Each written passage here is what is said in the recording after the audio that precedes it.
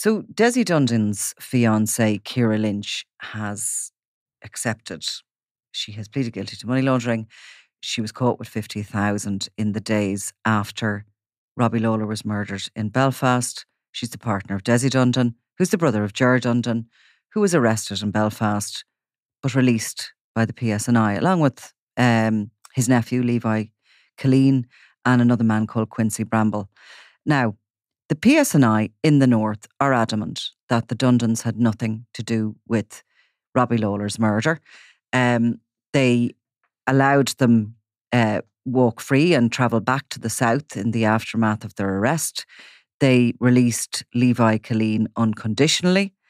And yet, what is happening before us in the courts down here in the south, and what happened in the aftermath of it in the courts in the UK, tell a totally different story.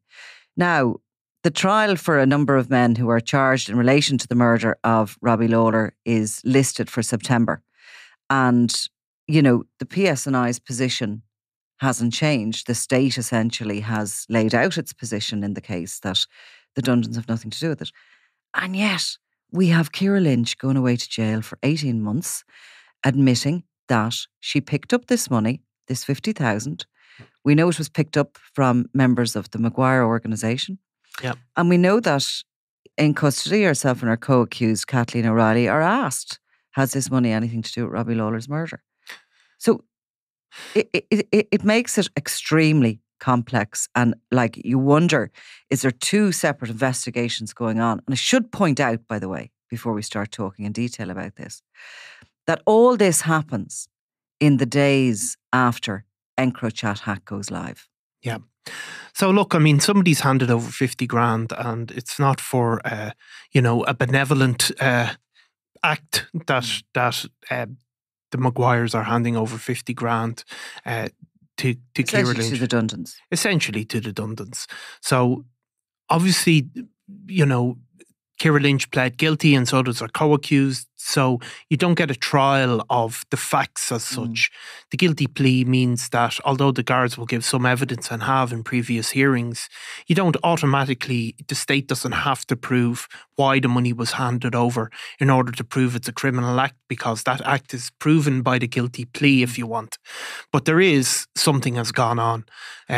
Even wealthy gangsters, and I don't know if the Maguires are multimillionaires, but even if you are hitting that level, you're not arranging these kind of clandestine meetings. It happens at a garage somewhere in Portlaoise. Yeah, because this is the evidence that we do know that has been given to the courts by the Gardaí. Now, they first of all admitted that they were acting on intelligence when they set up this surveillance operation. Yeah. Now, I'm going to put two and two together here and get four. Yeah. That intelligence has to be coming off the EncroChat hack.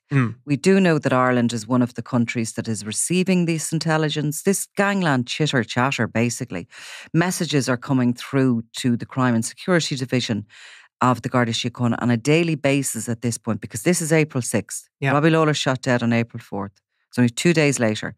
So the officers have told the court that they had these cars under surveillance. They pulled into the Midway Food Court in Portlaoise, and basically they were caught handing this bag of cash from one car to the other. Yeah. And all were arrested and the cash has been seized. Yeah. Maguire's money is actually in possession of the state. Yeah. So, I mean, look, that's where the criminal offence arises that they've pled guilty to, which is money laundering effectively, and that you can't just produce 50,000 euros and not have an explanation for why it's given. Or if you don't have a good explanation, that amounts to money laundering. But yeah, I mean, you can put two and two together and I don't think you're getting five. I mean, you're getting four in that there's the guards, by their own admission in court, knew something was going on. We know that this is all this all happens in the aftermath of Ciara Dundon, for example, being arrested. I don't know if he was out of custody at this stage. He was held briefly. Oh yeah, they were held. They were gone out of custody certainly within a day, if not two. I mean, I think Levi Colleen was released fairly quickly. So the three of them were arrested along with Warren Crossing. Yeah, that day. And that day. I mean, they were arrested within a couple of hours of Robbie Lawlor's murder. And of course, Ger Dundon had driven Robbie Lawlor to the house in Etna Drive in Ardoyne, and he had got out of the car. Robbie Lawlor walked towards that house. Yeah. A gunman ran from the front door and shot him. Yeah. Ran off into the distance. Ger Dundon's car speeds off. And it stopped in an hour or so by, at a kind of... He's arrested along with Levi Colleen and a guy called Bramble, who he had been in Belfast with. So he picks the two of them up, and then the trio are arrested and they're brought into custody. And they are released. It was an incredible sort of a situation, because we know that the Gardaí were giving intel on the Dundons to the PSNI. There was communication across the border. Of course, Robbie Lawlor was from Dublin. Robbie Lawlor was, at the time, the chief suspect. He's later been named in court as the guy who murdered and dismembered Cian Mulready Woods in Drogheda. Key moment during that Drogheda feud. He's a southern criminal, so there's information going up. There's information coming back from the PSNI. There's certainly communication happening. And yet somehow the PSNI decide that the Dundons have nothing to do with it whatsoever. And they have remained, as I said, adamant before the courts. Now, without having come up with an explanation, but the counsel for the what do they call them, the QCs up in the north, has specifically said that actually evidence points in a completely different direction to the Dundons. Yeah. And yet 2 days later, in the south, we have this handover of cash from Robbie Lawlor's mortal enemies to women representing the Dundon grouping. Yeah. And, as the months go on, what is even more significant, I think, is the fact that Ger Dundon's arrested along with Cornelius Price in the middle of this kidnap plot in the UK. And all of a sudden, you realise that Ger Dundon's actually literally in bed with Cornelius Price. Because, of course, he had been providing a kind of a protection for Robbie Lawlor in prison, and had then been hanging around with him effectively, and they'd been acting as sort of mutual enforcers after he got out of prison. But it's clear that he had these other connections with the Cornelius Price gang, and Cornelius Price obviously was the head of the Price Maguire criminal organisation, who were directly in that really, really bitter feud with Robbie Lawlor and his associates. Well, I mean, it's that Drogheda feud at that point, and the aftermath of Cian Mulready Wood's murder was going to be a fight to the death. Yeah. It was which grouping were going to die first. Was it going to be Lawlor, or was it going to be the Price Maguire? I mean, Cornelius Price, if you remember, in the run-up to Robbie Lawlor's murder, was out of the country. He was so scared for his life. Yeah. And he posted a video just after it as he cheered him with a glass of Captain Morgan's from where he was, from his safe house as such in the UK. Yeah. And he returned back then to Ireland in the aftermath of that. But it's just an extraordinary story, and you want to see the clear picture that the PSNI are so adamant they have of what happened. And you want to hear the explanation about, why were the Maguires giving the Dundons 50,000 if they weren't involved in the plot? No, and I mean, obviously 50,000 is a huge amount of money, even in those circles. So it's not given for nothing. It's a lot of money. It's being, you're being paid for doing something significant.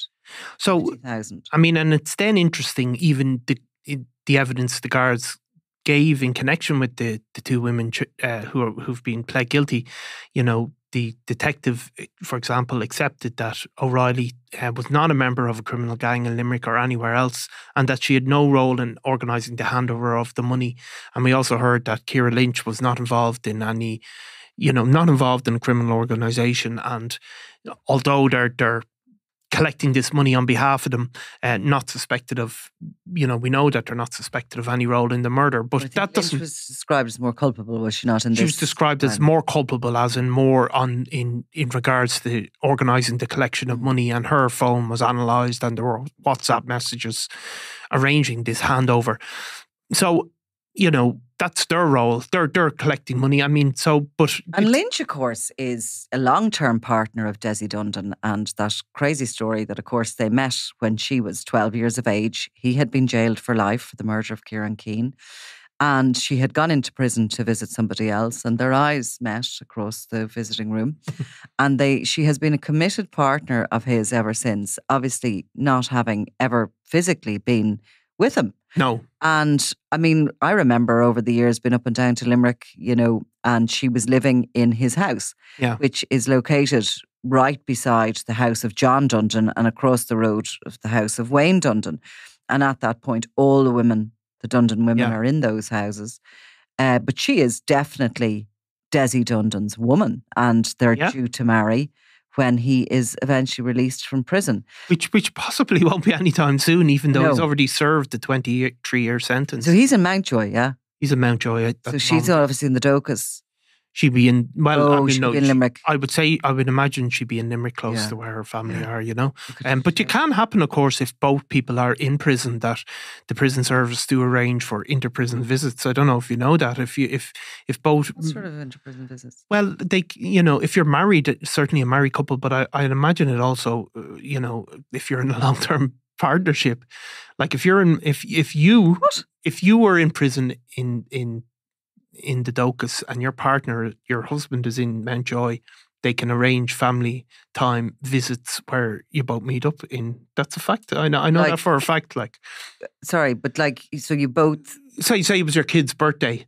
Right. You'd all be brought into a family area together, but from the both prisons to meet up and have. But are you saying are you saying family time in a kind of polite way? No. I mean literally family time. It's not euphemistic. Sorry, I was just a bit confused there. Well, it's just your own. Bad mind. Your mind is in the gutter. That's what you were saying. No. I think that I was alone in that. Well, I thought you meant because you were like partners or you were husband and wife. Conjugal visits. Thank you. It's no conjugal visits in the Irish prison. Because there was other words that were just in my head that would not have been suitable for the podcast at all. No, for the type of visit. No, and also if people's families are all in prison, they can get They have family centres. No, it's not scandalous. No, I'm just saying that you might actually get closer to him now. She visits him every week. But you might actually get closer to him because they might not have the barrier of being visitor and prisoner. She may even get even closer to him. No, you've just let everyone down with that story. Well, I don't. You actually have let everyone down. That sounded a hell of a lot more exciting than what it actually turned out to be. Yes. But anyway, this is sort of the end of that chapter, really. She's gone off to jail for 18 months and she's pleaded guilty to the money laundering, so we probably are unlikely to actually get exactly to the bottom of that, what intelligence that the Gardaí had at that point, because they're very non-forthcoming with any of that information. We saw that in particular in the Regency trial, where the judge had to order the head of the Crime and Security Division into her court to ask some specific questions about intelligence, and they kept citing tradecraft and that they couldn't answer this for security reasons, they couldn't answer that. So we're not really going to get to the bottom of it, but we do know from the dates, from the exact timeline, that the EncroChat hack was up and running, that information from those phones was flooding into crime and security, and that a pretty a successful, for a start, surveillance operation was put in place using the National Surveillance Unit on a meeting that had been arranged over phones between the Maguire mob and the Dundon mob. Yeah, in the aftermath of Robbie Lawlor, and certainly we know that the guards questioned the two women after they were arrested about if they had any knowledge.